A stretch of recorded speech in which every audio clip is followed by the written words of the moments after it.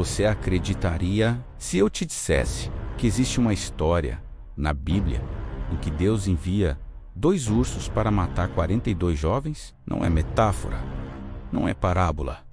Está escrito e quase ninguém fala sobre isso. Tudo começa logo após um dos eventos mais sobrenaturais das Escrituras. O profeta Elias havia sido levado aos céus em um redemoinho.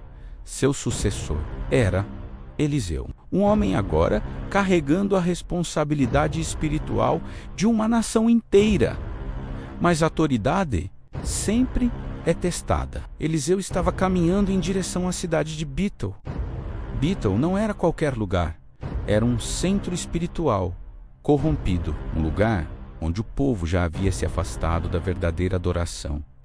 O ambiente era de decadência moral e espiritual. E foi ali que aconteceu. Um grupo de jovens saiu da cidade. O texto original dá a entender que não eram apenas crianças pequenas, mas jovens em idade suficiente para entender o que estavam fazendo. Eles cercaram o profeta e começaram a zombar.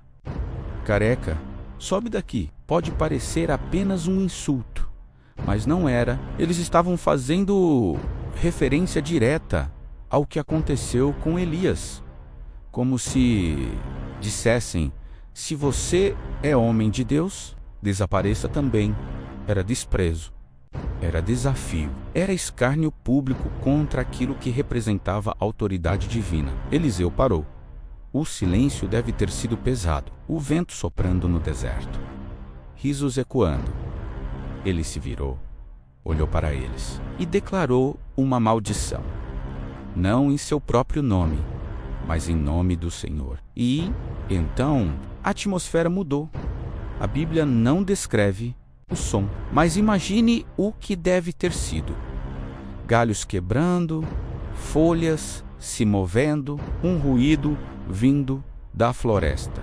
E de repente, 2 ursos surgiram, grandes, selvagens, furiosos. O ataque foi imediato. Caos, correria, gritos. 42 jovens foram despedaçados. 42, a Bíblia registra o número, sem explicação longa, sem justificativa detalhada. Apenas o fato. E isso incomoda. Por que algo tão extremo? Era apenas uma zombaria? Ou havia algo mais profundo acontecendo? Na cultura da época, zombar de um profeta não era apenas ofender um homem, era rejeitar a autoridade espiritual, era declarar rebelião contra o que ele representava. Betel já era um centro de idolatria. Talvez aquele grupo simbolizasse uma geração inteira de desprezo. O julgamento foi rápido, brutal e público. Uma mensagem clara. Mas essa história levanta perguntas difíceis. Deus foi severo demais? Ou estamos olhando com os olhos de uma cultura distante? A Bíblia não romantiza o acontecimento. Ela não suaviza. Ela apenas relata, e talvez essa seja a parte mais desconfortável. Nem toda história bíblica é suave. Nem toda narrativa é fácil de ouvir.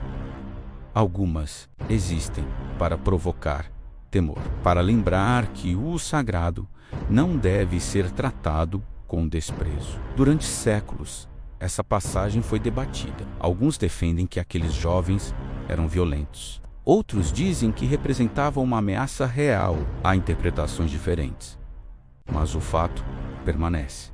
42. 2 ursos.